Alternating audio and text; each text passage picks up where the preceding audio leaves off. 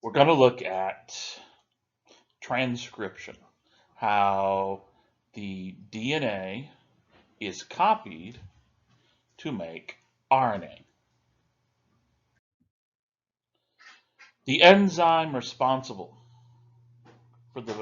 for this is commonly referred to as RNA polymerase. Technically, it is a DNA-dependent RNA polymerase.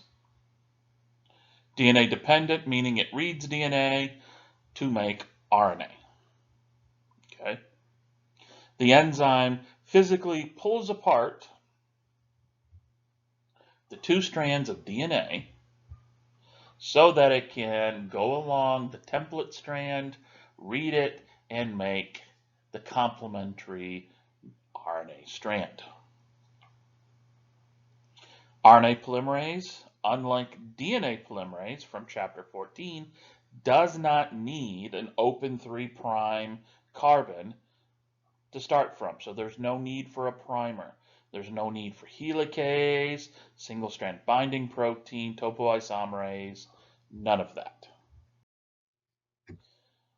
Because what we find when we look at this is that RNA polymerase will bind at a specific sequence just before the gene, and this sequence is known as a promoter.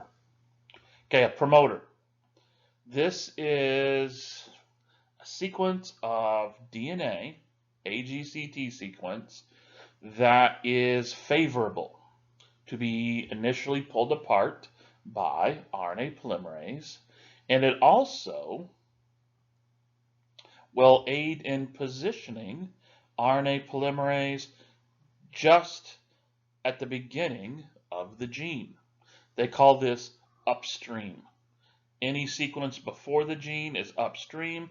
Any sequence of DNA after the gene is referred to as downstream. So this situates RNA polymerase exactly where it needs to be upstream of the gene, so that when it pulls apart the two strands, it's immediately at the first DNA nucleotide that corresponds to the beginning of that gene.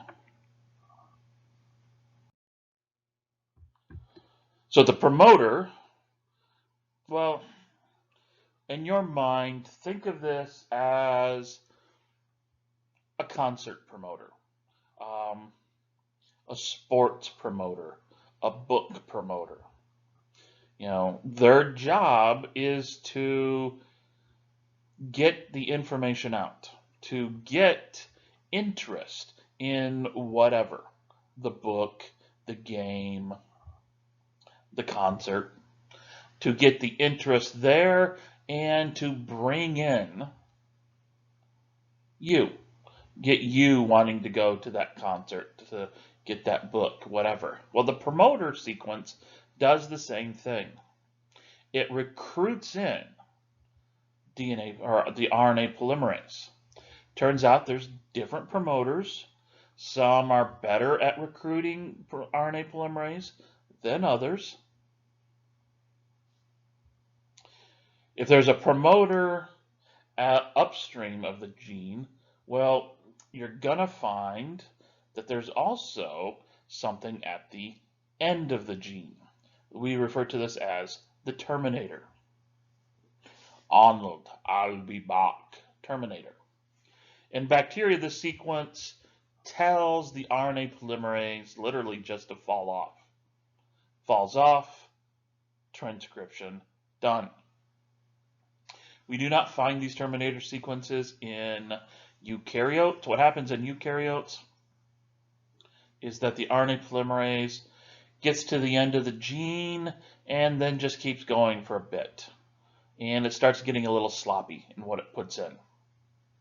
We're going to see later in another mini lecture for this chapter that slop at the end is there as a buffer, so that when the messenger RNA starts degrading, falling apart, you lose, the first thing you're going to lose is that junk at the end and not the actual gene in the messenger RNA.